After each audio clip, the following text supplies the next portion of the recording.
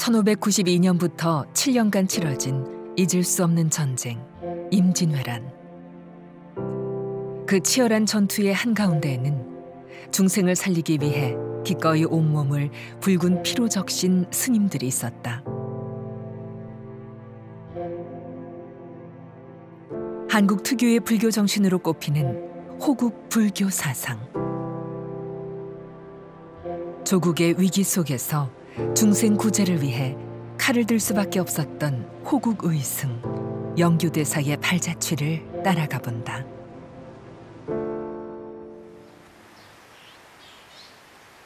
충청남도 중앙부에 위치한 계룡산. 영규대사의 흔적을 찾아 떠나는 여행은 이곳 공주에서 출발하는데 첫 번째 목적지는 바로 계룡산 서편 기슭에 자리 잡은 갑사다.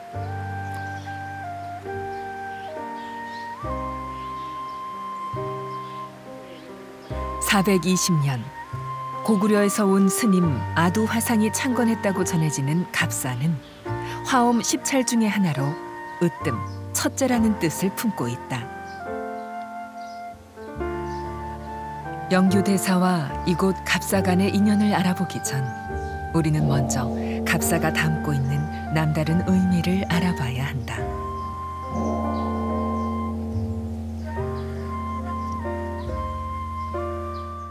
명왕산을 상악이라 하고 남쪽 지리산을 하악이라 하고 계룡산을 중악이라고 해서 예전부터 여기 계룡산 서쪽 기슭에 420년 백제 시대 구유왕 원년에 창건되었고, 특히 우리가 너무나 잘 알고 계시는 아도화상이 창건을 하셨습니다.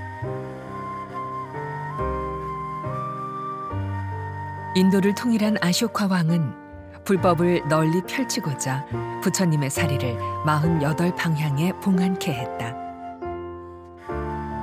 이때 북쪽을 관장하던 다문천 왕이 계룡산의 자연 석벽에 봉안한 것이 지금의 천진보탑.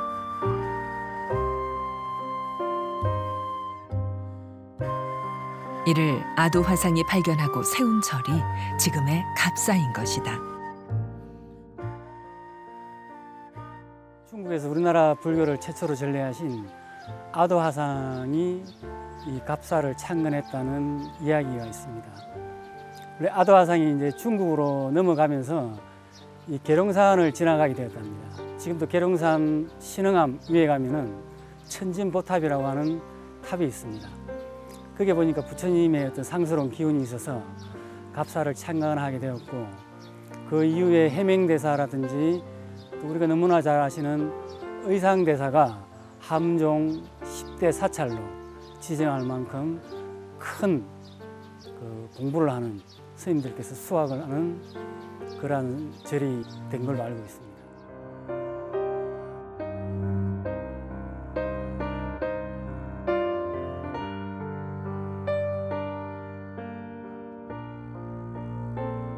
오랜 세월만큼 경내에는 국보와 보물 등 눈여겨볼 만한 귀한 문화재가 가득한데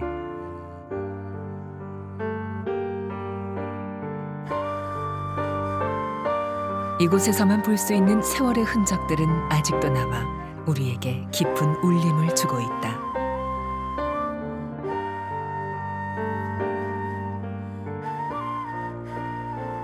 현재는 한 점의 국보문화재, 그리고 5점의 보물문화재, 8점의 지방위형문화재, 그리고 5점의 문화재 자료가 있는 약 100여 점의 문화재가 있는 문화재 보고 사찰입니다.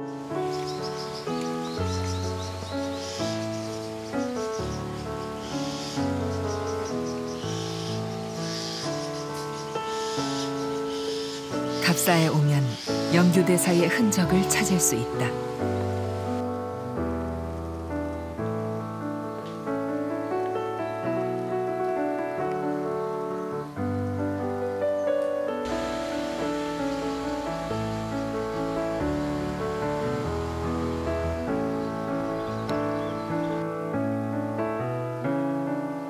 영규대사는 충남 공주에서 태어나 계룡산 갑사에서 출가했다고 전해지는데 갑사 청년함에서 수도하였고 무의 실력은 그 누구도 따를 자가 없었다고 한다.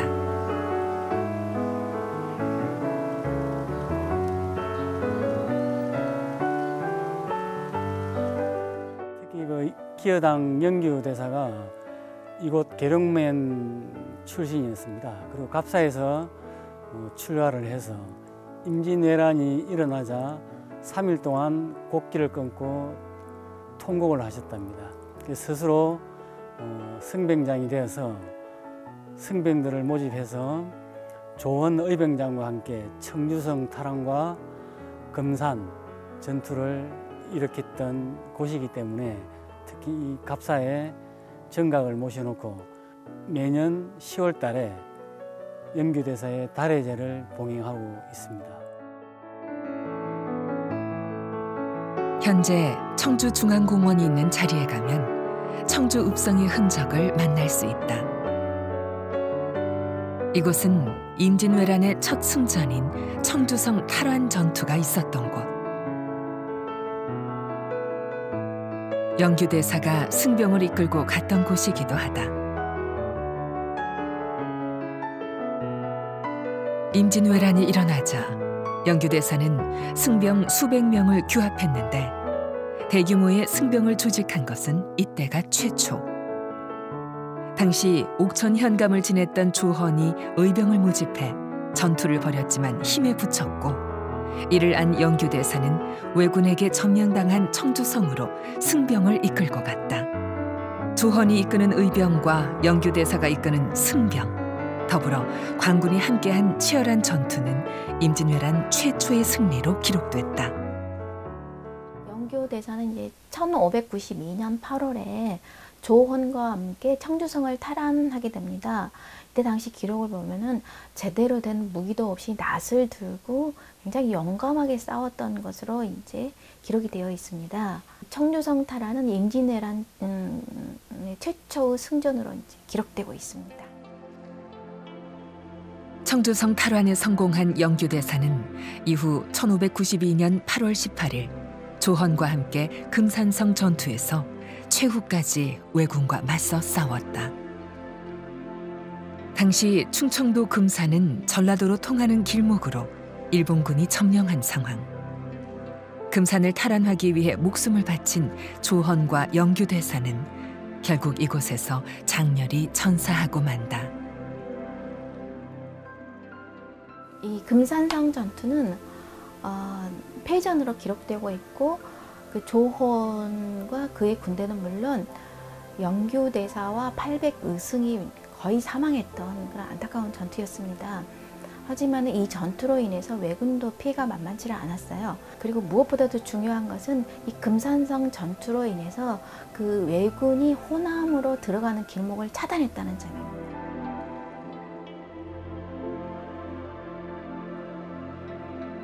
충청남도 금산에 가면 아직도 금산 전투의 흔적을 찾을 수 있다.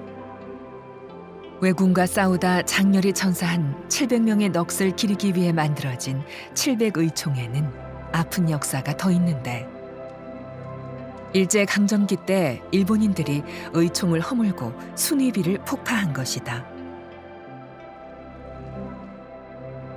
다행히 금산군 사람들이 비석 조각을 감춰 보존한 덕분에 지금의 모습을 되찾을 수 있었다.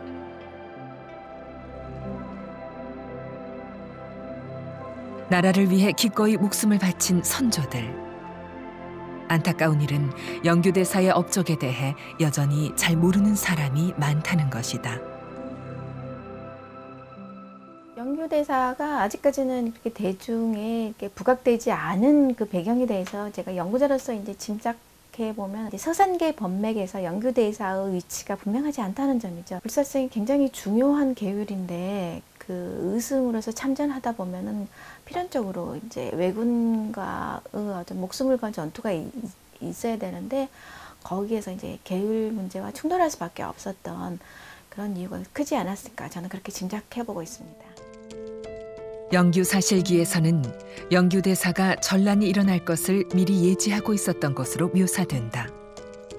이처럼 영규대사를 미화하거나 유교적 이데올로기에 충실한 인물로 묘사한 것은 그의 충절을 유교적 관점으로 부각시켜 온 것이다.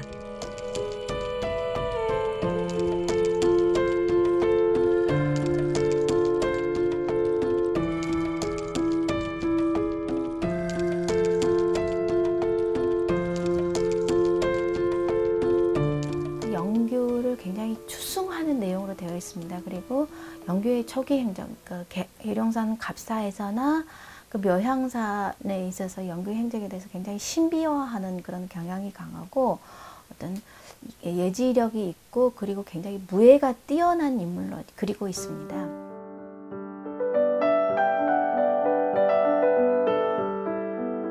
계룡산 갑사의 진입로를 조금 지난 곳에는 영규대사의 묘가 있다. 금산 전투에서의 패배, 영규대사는 다친 몸을 이끌고 현재의 묘소 부근까지 와서 숨을 거두었다고 한다.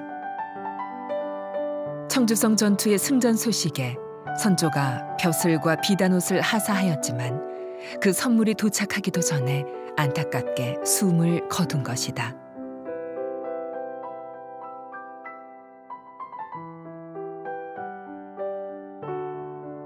임진왜란이 일어나자 곡기를 끊고 3일 동안 통곡했고 스스로 승병장이 되어 목숨을 바친 영규대사의 짧은 생. 이 영규사실기를 기록한 이목견은 유교 관료였는데도 굉장히 영규를 많이 이제 그 추승하는 내용으로 기록하고 있습니다. 이는 그 영규대사가 굉장히 중요한 역할을 했기 때문에 그 영규대사의 어떤 호국 충절을 기리는 그런 시각을 이제 굉장히 강조한 것으로 보입니다.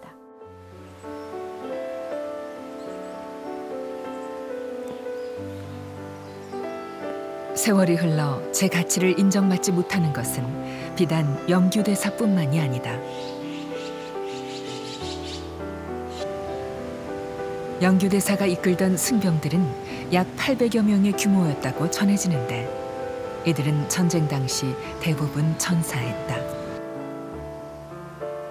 하지만 조선시대 억불 순유 정책이 심화되면서 불교 탄압과 더불어 스님들의 업적은 빛을 발하지 못했고 결국 이들의 희생은 잊힌 역사가 됐다. 지금 생각해보면 참으로 안타까운 일이다. 영규대사의 진영을 보면은 우리가 흔히 볼 수 있는 그런 아주 단정하고 올곧은 승려의 모습보다는 강인한 사나이의 모습이 보입니다. 그래서 그때 당시 불교에서도 제대로 대접을 받지 못하고 조선 정부에 의해서도 제대로 추승 작업이 되지 않은 저 외로웠던 승려의 모습을 보면서 이제라도 우리가 그 21세기 한국인들이 기억해야 되지 않을까 저는 그런 생각을 해봅니다.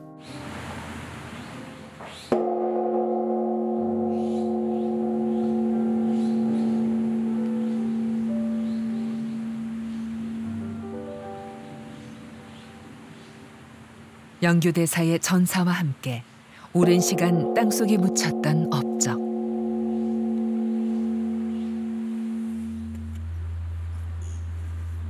위기로부터 목숨을 걸고 나라를 지키며 중생을 깨달음의 길로 인도한 영규대사의 숭고한 정신은 현재를 살아가는 우리에게로 다시 이어지고 있다.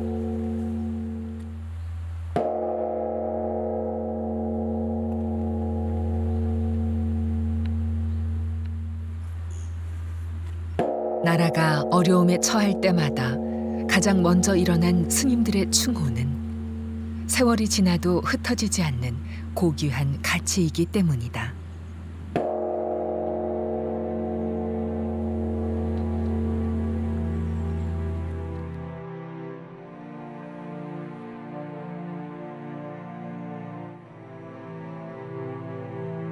호국 불교의 정신을 논할 때 우리는 공주 갑사를 빼놓을 수 없다.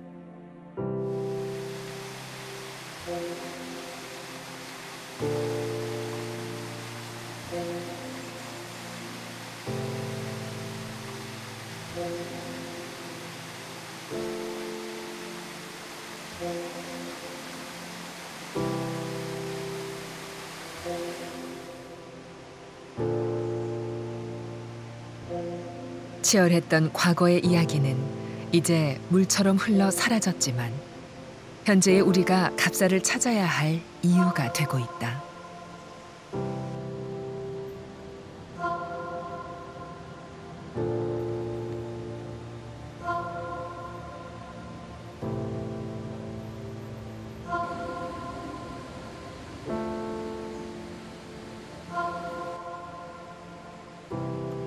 과거 갑사의 모습을 상상할 수 있는 문화재가 바로 보물 제256호 갑사 철단간이다. 15m의 높이, 50cm의 직경을 자랑하는 국내 최대의 철단간은 통일신라 초기 문무왕 20년 때 조성된 것으로 전해진다.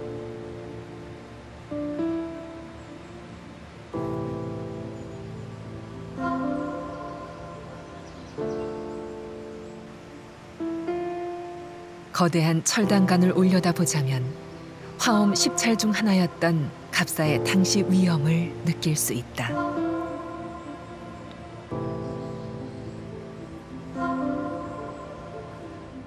갑사 철단간은 우리나라 유일하게 철단간 24마디가 그대로 보존되어 있고요. 이 양식이 통일신라 시대 양식이기 때문에 특히 가치가 있는 그런 철단간입니다. 처음에 28마디가 보존되어 있다가 벼락을 맞아서 4마디가 사라지고 지금 현재는 24마디가 보존되어 있습니다.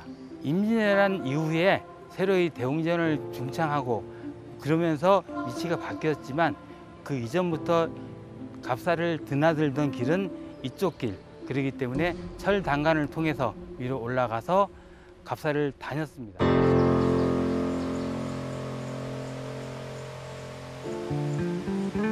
갑사의 아름다운 옛길을 지나 걸음을 옮기면 또 다른 보물을 만날 수 있다.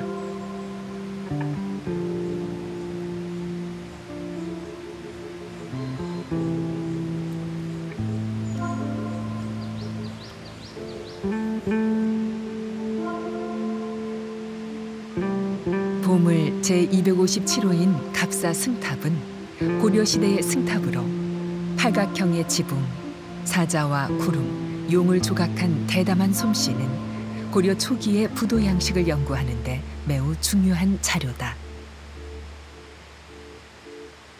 특히 섬세한 조각은 세월이 지나도 생동감이 넘치는데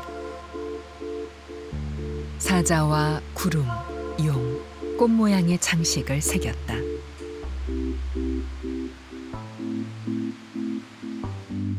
갑사 승탑은 예전 갑사 산내 암자였던 중사자매 모셔져 있던 것을 1900년대 이곳으로 옮겨와서 새롭게 모신 것으로 알려져 있습니다. 우리나라 승탑 중에 가장 아름다운 승탑이라고 말씀드릴 수 있는 갑사 승탑은 보물 257호로 지정되어 있는데요. 밑에부터 상층부까지 전체가 아름다운 조각으로 구성되어 있습니다.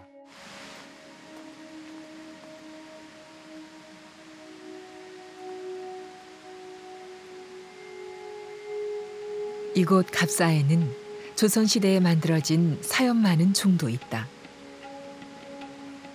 보물 제478호인 갑사 동종은 임금의 만수무강을 축원하며 선조 17년에 만들어졌다.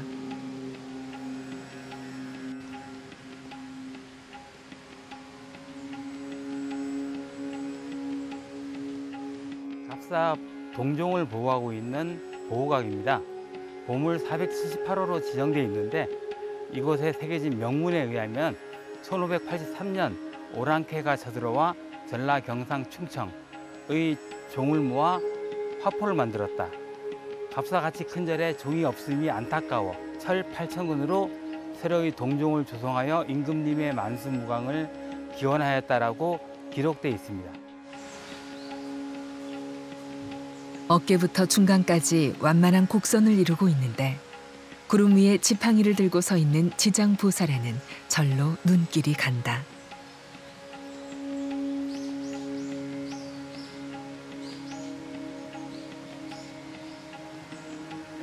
갑사 동종은 한국 종의 변천을 이해하는 데 중요한 자료가 되고 있다. 우리 옛 동종이 별로 없습니다. 왜냐하면 전쟁 시에는 사찰의 동종을 병장기를 만들기 위해서 가져갔고, 그러다 보니까 별로 남은 것이 없습니다. 갑사 동종은 일제 때 일본이 일본으로 가져가기 위해서 인천항에 보관되어 있던 것을 해방이 되면서 다시 찾아온 귀중한 문화재입니다.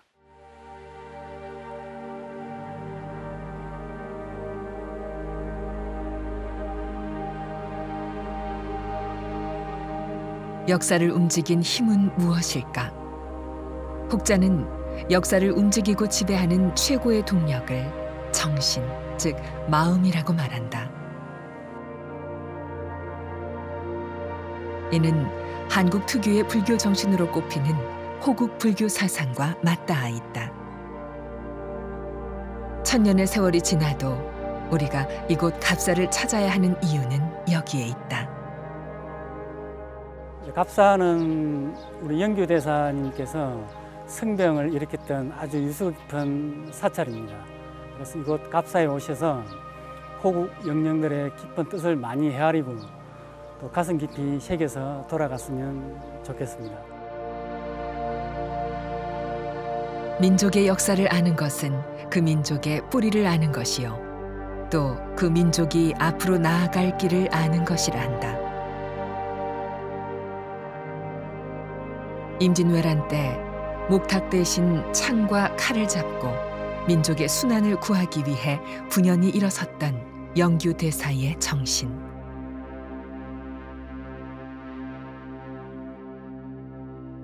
400년이 지나도 이어져 오는 그 가치는 앞으로의 우리를 더 나은 내일로 안내해 줄 것이다.